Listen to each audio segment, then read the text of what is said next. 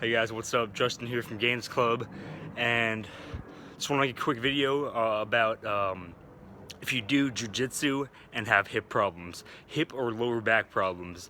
I've been doing jiu-jitsu probably the past almost year, I think like 9-10 months, actually more like 8-9 months, but over time I developed really bad hip impingement, pain in my hips and pain in my lower back, and it wasn't always there. It wasn't, I'm in constant pain, but for the majority of the time that I've been doing this sport, it's been there. Of course, when I foam roll and stretch and stuff, it'll go away for a few days to a week, but then it will come back. And I finally have a theory of why I got that hip pain, why I got that lower back pain. In my opinion, it's because I stopped using my hips as hips. Because jiu-jitsu is a form of cardio, I just completely stopped doing any kind of running or sprinting or even really walking or hiking. I really didn't walk that much. I didn't do this motion with my hips. I didn't do that gait motion with my hips anymore. And I also stopped squatting and deadlifting because those were just too taxing on my CNS. To do heavy squats and deadlifts plus jiu-jitsu was just too taxing for me.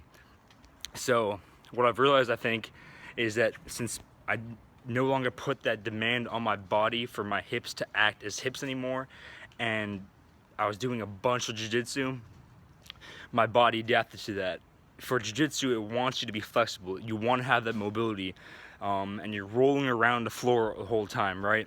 So what my body basically did is turn my lower back and my hips into one thing. It just made this like one long joint. Instead of this being your core, torso, lower back, and this being your hips right here, it just made this one thing, and it kind of just all roll and move together, because that's what's required out of jiu-jitsu.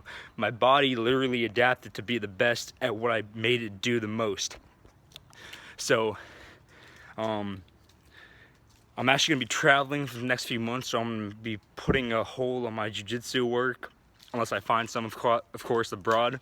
But if there was one thing I could change, or one thing I would do now to get rid of my hip pain or lower back pain from doing too much jiu-jitsu, is cross-train it with something that makes your hips work as hips. So like running, start with just walking, then running, then some sprints, and also add in those movements that define this and this as separate parts in the gym. So squats and deadlifts, like don't stop doing those like I did.